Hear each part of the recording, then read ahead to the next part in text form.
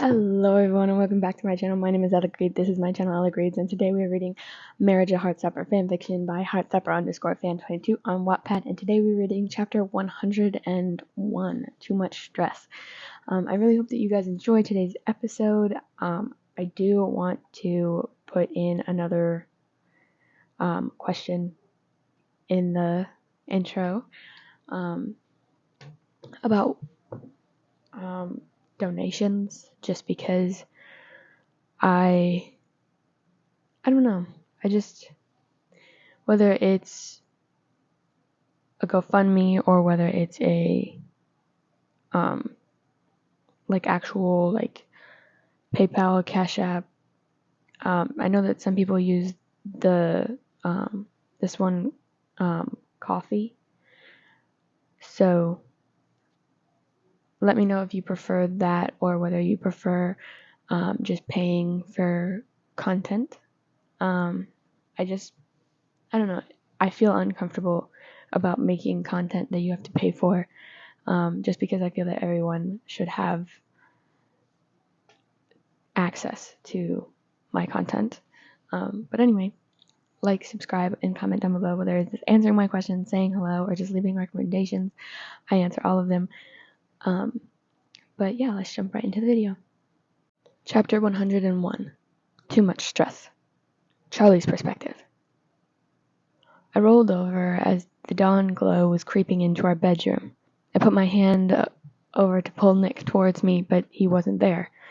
"Nick?" I said as I opened my eyes, but the covers were lifted on his side of the bed. It was empty. I got out of bed, desperate, despite it being extraordinarily early, to see what my poor fiancé was worrying about. I'll be grateful when this is over. It sucks seeing Nick so frustrated and stressed over this. I'm also starting to think his anxiety isn't just due to separation of the two of us. I think he might just have anxiety. He stresses about a lot of things, and it seems to be getting worse. Or maybe I'm just being my overthinking self, and I'm just overthinking it. Charlie walks out of the two's bedroom with his long socks and shorts. He's not wearing a shirt. It has been quite warm this past few days. Of course, his black curly locks were a mess. He hadn't tidied himself up in the washroom yet this morning.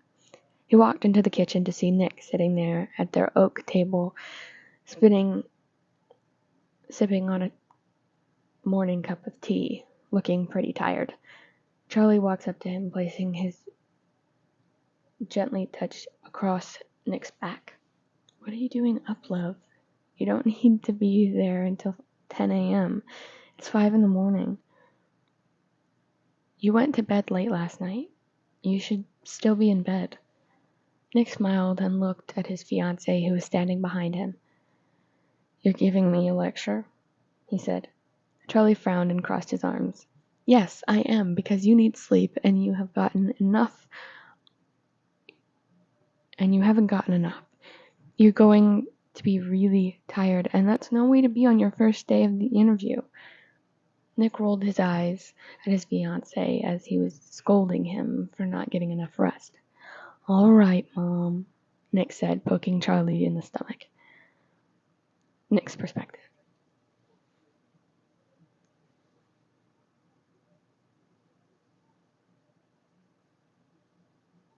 I was extremely tired. I was just so scared I couldn't shake it. I hate that I'm this way. I'm so scared. My hands are trembling, and I could cry at any moment from emotional exhaustion.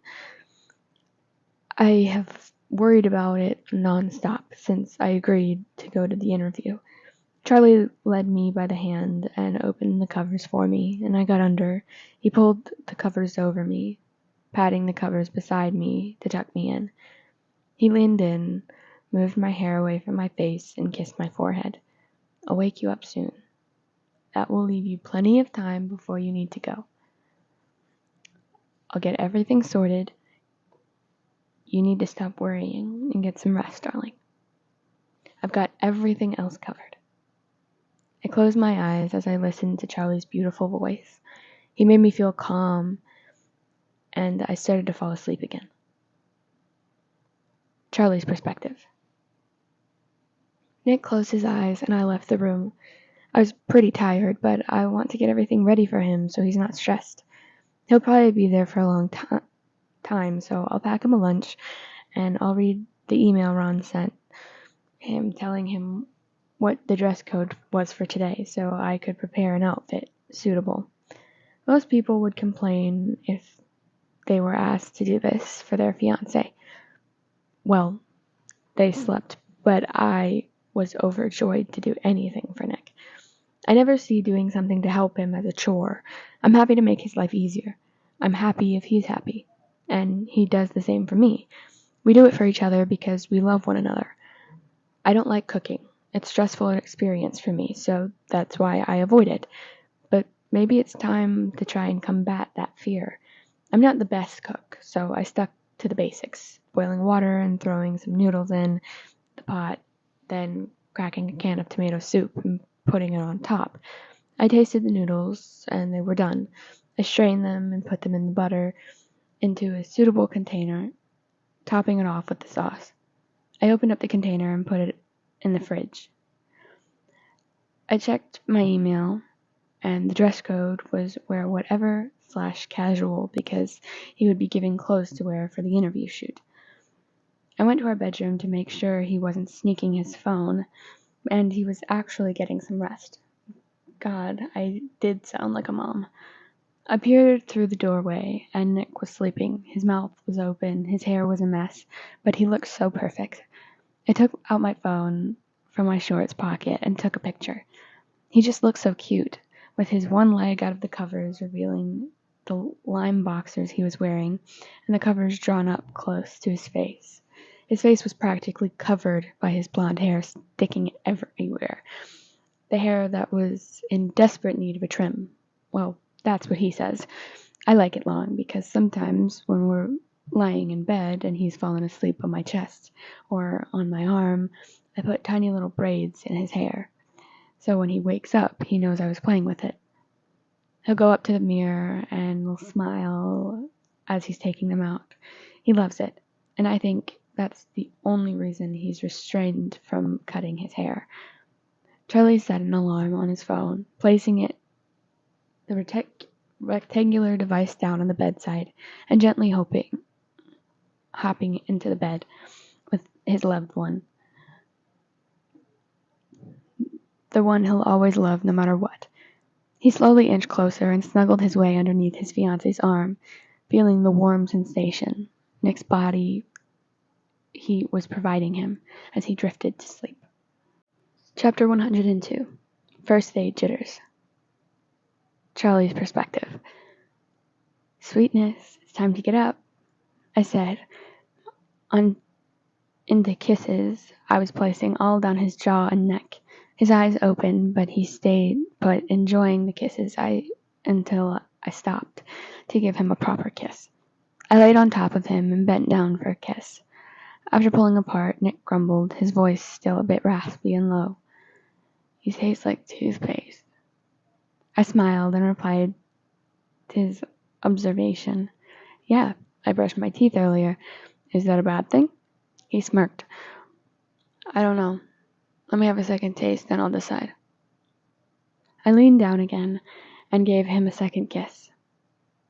I pulled away right as the kiss started to elevate. So, I said, knowing damn well what the answer was. I just wanted to see him scramble.